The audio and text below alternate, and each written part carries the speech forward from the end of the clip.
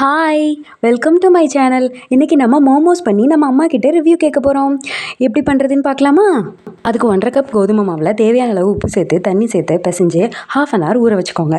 Carrot, beans, கோஸ் இந்த மாதிரி உங்களுக்கு தேவையான காய்கறி எல்லாம் பொடி பொடியாக கட் பண்ணி வச்சுக்கோங்க. இப்போ ஒரு பேனில் எண்ணெய் சேர்த்துட்டு அந்த காய்கறி எல்லாம் வதக் உப்பு, மிளகாய்த்தூள், மஞ்சள் தூள், கரம் மசாலா. சட்னி ரெடி பண்ணுறதுக்கு 4 தக்காளி, 2 மிளகாய் அவிச்சு தோலை உரிச்சு வச்சுக்கோங்க. மோமோஸோட ஷீட் ரெடி பண்ணுறதுக்கு ஃபர்ஸ்ட் டைம் மட்டும்தாங்க நான் இந்த மாதிரி கட் பண்ணி எடுத்தேன். இந்த ஃபோல்டிங் வந்து எனக்கு ஃபஸ்ட்டெல்லாம் வரவே வராதுங்க. இப்போல்லாம் ரொம்ப ஈஸியாகவே வருது. பார்த்தீங்களா, கடையில் வாங்குற மாதிரியே வந்திருக்கு. இப்போ இட்லி சட்டியில் தண்ணியை ஊற்றி அடித்தட்டை போட்டு மோமோஸ் எல்லாத்தையும் அடுக்கி வேக வச்சுருங்க. இப்போ அந்த அரைச்ச தக்காளியையும் மிளகாயையும் இன்னொரு பேனில் சேர்த்து நல்லா உப்பு போட்டு கொதிக்க வச்சுருங்க. இப்போ நமக்கு சட்னி ரெடி. 10 to 15 மினிட்ஸ் கூட வச்சுக்கலாம். மோமோஸும் ரெடி ஆயிடுச்சு. இப்போ நம்ம அம்மா கிட்ட கொடுத்து ரிவ்யூ கேட்கலாம். வீடியோ பிடிச்சிருந்தா லைக் அண்ட் சப்ஸ்கிரைப் பண்ணிக்கோங்க. பாய். சூப்பராக இருக்குமா?